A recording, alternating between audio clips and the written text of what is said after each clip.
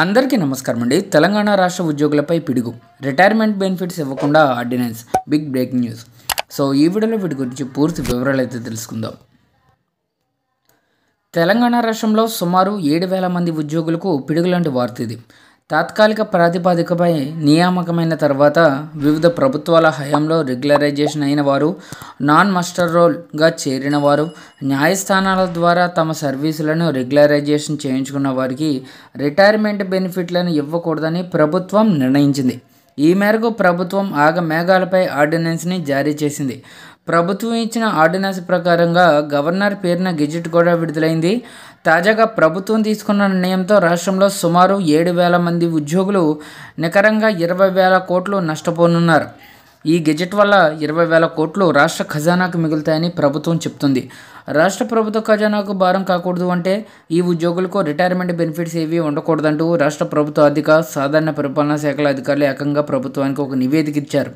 ఈ నివేదికను ప్రభుత్వం మంత్రివర్గ సమావేశంలో చర్చించి ఆమోదించింది. అందుకు అనుగుణంగా ఆర్డినెన్స్ కూడా ఇచ్చింది. ఈ నెల 25న గెజిట్ కూడా జారీ అయింది.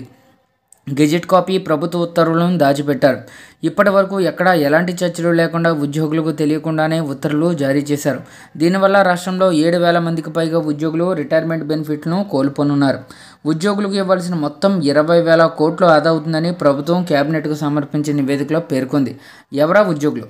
రాష్ట్రంలో 2-94 యాక్ట్ ప్రకారంగా వివిధ శాఖల్లో ముఖ్యంగా వాటర్ డిపార్ట్మెంట్, నీటిపారుదల, ఎడ్యుకేషన్, రోడ్స్, భవనాలు, పంచాయతీరాజ్ తదితర శాఖల్లో టైం స్కేల్పై పనిచేసిన వారిని, ఎన్ఎంఆర్లుగా చేరిన వారు, 5 ఏళ్లకు 10 ఏళ్లకు పైగా పనిచేసిన ఉద్యోగులను రెగ్యులరైజేషన్ చేశారు. అంతకుముందు కూడా కొంతమంది ఉద్యోగులను క్రమబద్ధీకరించారు. వారు తమను కూడా రెగ్యులర్ ఉద్యోగులుగానే పరిగణించాలని, రెగ్యులర్ ఉద్యోగులకు ఇస్తున్నట్లు ఉద్యోగ విరమణ బెనిఫిట్లు ఇవ్వాలని డిమాండ్లు చేస్తున్నారు. అయితే ఉద్యోగ విరమణ బెనిఫిట్లను లెక్కించేందుకు తాము తాత్కాలిక ఉద్యోగంగా ఎప్పుడైతే ఉద్యోగంలో చేరామో అప్పటి నుంచి కూడా సర్వీసును లెక్కించాలని ప్రభుత్వాన్ని డిమాండ్ చేస్తున్నారు. కొన్ని సందర్భాల్లో కొన్ని శాఖల్లో ప్రభుత్వం వారి డిమాండ్లను అంగీకరించి బెనిఫిట్స్ కూడా ఇచ్చింది. ప్రభుత్వం ఒప్పుకోని పరిస్థితుల్లో అలాంటి ఉద్యోగులు న్యాయస్థానాలను ఆశ్రయించారు. న్యాయస్థానాలు కూడా ఉద్యోగుల సర్వీసును లెక్కించే విధానాలపై ఎప్పటికప్పుడు ఉత్తర్వులు ఇచ్చింది. వందలాది మంది ఉద్యోగ విరమణ సమయంలో తమ సర్వీసును తాత్కాలిక ఉద్యోగిగా పనిచేసిన కాలాన్ని కూడా పరిగణలోకి తీసుకుని బెనిఫిట్స్లను ఇవ్వాలని ప్రభుత్వాన్ని వేడుకున్నారు. ప్రభుత్వం వినకపోతే న్యాయస్థానాలను ఆశ్రయించి విజయం సాధించారు. పాత జీతం డిఏలతో పాటుగా ఇవ్వాలని కూడా ప్రభుత్వాలను కోర్టులు ఆదేశిస్తున్నాయి. రెగ్యులర్ ఉద్యోగుల్లో బెనిఫిట్స్ ఇవ్వద్దు ప్రభుత్వం. టైం స్కేలు తాత్కాలిక పద్ధతిలో నియామకమైన తర్వాత రెగ్యులర్ అయిన ఉద్యోగులు 10 ఏళ్ళు గంటలు రోజుల కింద పనిచేసిన వారి సర్వీస్ను కంట్రిబ్యూటరీ పెన్షన్ స్కీమ్ వచ్చే నాటికి 2004కి పూర్వమే రెగ్యులరైజేషన్ అయ్యింది. అలా రెగ్యులరైజేషన్ అయిన వారు ఇప్పుడిప్పుడే ఉద్యోగ విరమణ పొందుతున్నారు. ఇలా పదవీ విరమణ పొందిన వారు తమకు సిపిఎస్కు ముందున్న పాత పెన్షన్ పథకాన్ని వర్తింపజేయాలని కోరుతున్నారు. రాష్ట్ర ప్రభుత్వం పాత పెన్షన్ విధానాన్ని వీరికి వర్తింపజేయడానికి సుముఖంగా లేదు. సిపిఎస్ రావడానికి ముందున్న రెగ్యులర్ రిక్రూటీలకు ఇచ్చినట్టుగా వీరికి కూడా పెన్షను, ఇతర రిటైర్మెంట్ బెనిఫిట్స్ ఇస్తే ప్రభుత్వానికి ఇబ్బంది అనే భావన వ్యక్తమైంది.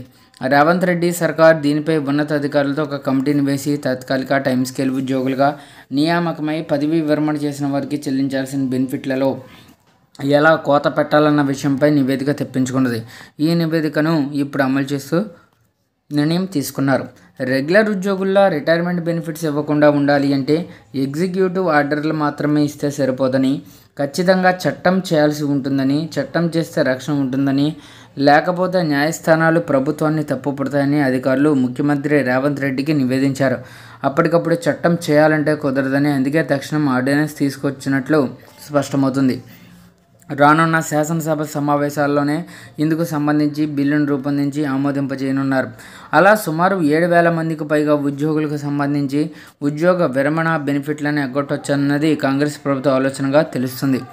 అయితే కోర్టులు ఒప్పుకోవడం లేదు. చట్టం చేసేద్దాం. 2004కు ముందున్న పాత విధానంలో ఉద్యోగులకు పెన్షన్ ఇవ్వాలన్నా, వారి యొక్క సర్వీస్ను లెక్కించాలన్నా ప్రభుత్వానికి భారం అవుతుందని, అవన్నీ ఇవ్వలేమని రాష్ట్ర ప్రభుత్వం పలుమార్లు న్యాయస్థానాలకు తెలిపింది. అయితే రాష్ట్ర ప్రభుత్వ వైఖరిని న్యాయస్థానాలు తప్పుపట్టాయి.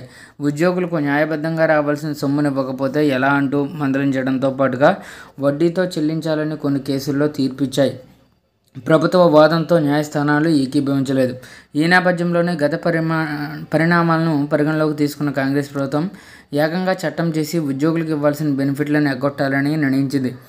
రెట్రాస్పెక్టివ్ సర్వీస్ రెగ్యులరైజేషన్ చేయలేమని, బెనిఫిట్స్ కూడా ఇవ్వలేమని చెప్తూ ఏకంగా ఇప్పుడు ఆర్డినెన్స్ని జారీ చేసింది. సర్వీస్ ముగిసి ఇప్పుడు రిటైర్మెంట్ బెనిఫిట్ల కోసం ఎదురు చూస్తున్న వారికి కూడా ఈ ఉత్తర్వులు వర్తిస్తాయని అధికారులు చెబుతున్నారు.